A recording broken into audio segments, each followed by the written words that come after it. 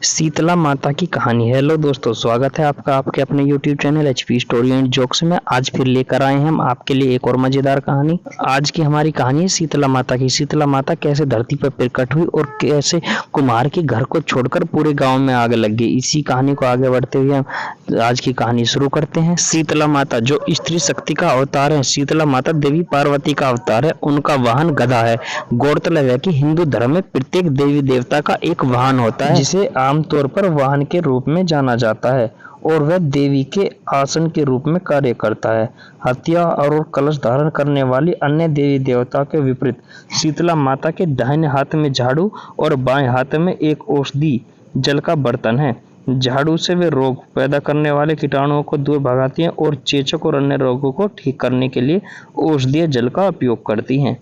Chicken pox और चेचक जैसी बीमारियों से सुरक्षित रहने के लिए देवी शीतला की पूजा की जाती है। शीतला शब्द का अर्थ शीतलता या ठंडक होता है। उत्तर प्रदेश, राजस्थान और गुजरात जैसे ग्रामीण क्षेत्रों में व्यापक रूप से यह त्योहार मनाया जाता है। देश के दक्षिण भागों में देवता और देवी मरियम्मन या देवी पोलेरम्मा के रूप में पूजा की जाती है, इसलिए यह त्योहार आंध्र प्रदेश और कर्नाटक के क्षेत्र में पोलाला अमावस्या के नाम से जाना जाता है। शीतला माता ने धरती में आने का निर्णय लिया और धरती में आते ही शीतला माता ने एक बुजुर्ग महिला का रूप ले लिया। तभी शीतला माता राजस्थान के डूंगरी गांव में पहुंची और इधर उधर की गलियों में घूमने लगी। जैसे ही शीतला माता गलियों में घूम रही थी, तभी अचानक से उनके ऊपर किसी महिला ने चावल का उबलता हुआ पानी डाल दिया। उबला हुआ पानी डालने के कारण शीतला माता के शरीर पर छाले निकल आए, जिसके कारण शीतला माता को बहुत जोर से जलन होने लगी और पूरे शरीर में अत्यधिक पीड़ा होने लगी, जिसके कारण शीतला माता गलियों में सभी के पास गई और कहने लगी, मेरी मदद करो, मेरे ऊपर किसी ने गर्म पानी डाल दिया है, जिसके कारण मेरे पूरे शरीर में असहनीय पीड़ा हो रही है, कोई मेरी मदद करो। लेकिन किसी ने शीतला माता की मदद नहीं की और सभी ने उनको अनदेखा कर दिया।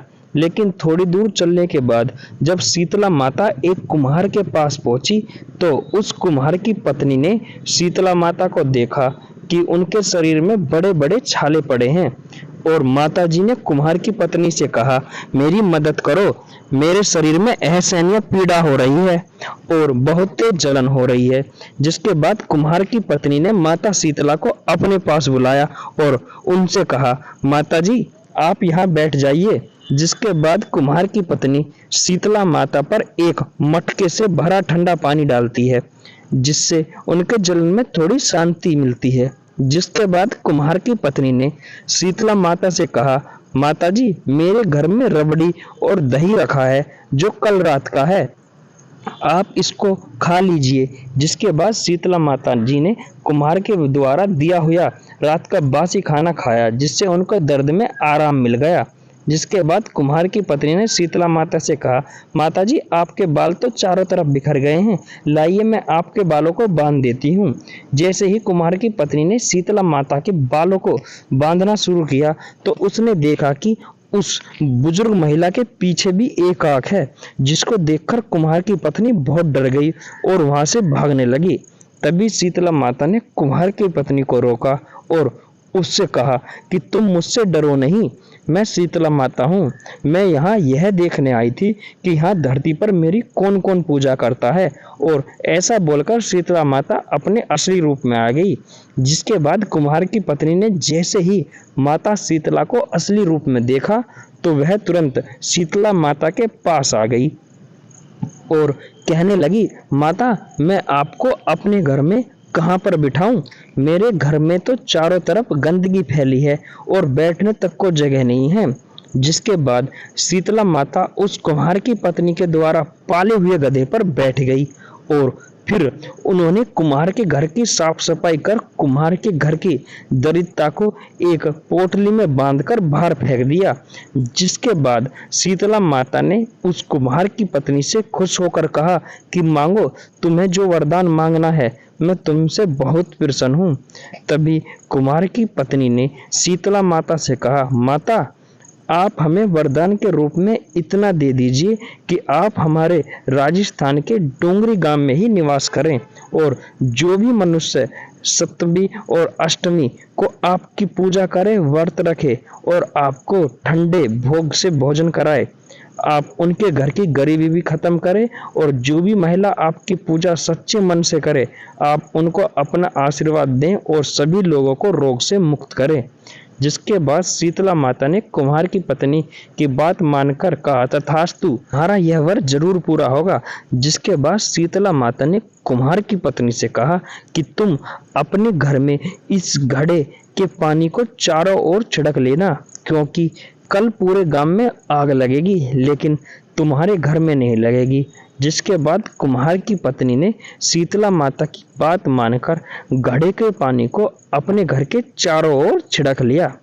जब अगला दिन शुरू हुआ तो सबके घर में आग लग गई, लेकिन कुम्हार के घर में आग नहीं लगी, जिसको देखकर सभी लोग आश्चर्यचकित हो गए और वह सभी लोग राजा के पास गए, उसको सारी बात बताई और हमारे घर में आग लगी और कुम्हार के घर में आग नहीं लगी। राजा भी यह सुनकर आश्चर्यचकित हो गए। जिसके बाद राजा ने सेवक को भेजकर उस कुम्हार की पत्नी को अपने दरबार में बुलाया। जब कुम्हार की पत्नी राजा के दरबार पहुंची तब राजा ने उससे पूछा कि तुम्हारे घर को छोड़कर बाकी पूरे गांव में आग लग गई है, तुम्हारे घर में आग क्यों नहीं लगी? तब कुम्हार की पत्नी ने बताया, कल मेरे घर शीतला माता आई थी और उन्हीं की कृपा से ऐसा हुआ। यह सुनकर राजा और सभी गांव वाले एकदम अचंभे में रह गए। फिर राजा ने पूरे गांव में सभी लोगों से कहा, आज से सभी लोग शीतला माता की पूजा करेंगे। और तभी से डूंगरी गांव का नाम शीत की डूंगरी पड़ गया और राजस्थान में शीतला माता का बहुत बड़ा मंदिर बनाया गया, जहाँ पर हर साल मेला लगता है। बहुत सारे लोग मेले में आते हैं। शीतला माता को चेचक और बहुत से रोगों की देवी बोला जाता है। जिन लोगों को चेचक जैसी भी रोग हो जाता है, उनको शीतला माता की पूजा अवश्य करनी चाहिए। शीतला माता की पूजा करने के लिए सभी को उठकर अपने पानी में गंगा जल मिलाकर उससे स्नान करना चाहिए और स्नान करने के बाद साफ सुथरे वस्त्र धारण करें। फिर पूजा करने के लिए एक थाली में सप्तमी के दिन बनी खीर, नमक व बाजरा की बनी रोटी रख लें। दूसरी थाली में आटे के बने दीपक, रोली, वस्त्र, चावल और एक लोटे में ठंडा जल भी रखें। फिर शीतला माता की मूर्ति को स्नान कराएं। उसके बाद हल्दी और रोली से उनको टीका लगाएं। थाली में रखी सभी वस्तुओं उनको अर्पित करें और फिर एक दीपक को बिना जलाए रखें। उनको भोग लगाएं और उनकी आरती गाएं। शीतला माता की पूजा कृष्ण पक्ष अष्टमी को की जाती है। तो दोस्तों, आप लोगों को हमारी आज की कहानी कैसी लगी हमें कमेंट बॉक्स में जरूर बताएं। कहानी अच्छी लगी हो तो वीडियो को लाइक करें, चैनल को सब्सक्राइब करें और बेल आइकन दबाना ना भूलें। वीडियो में लास्ट तक बने रहने के लिए धन्यवाद।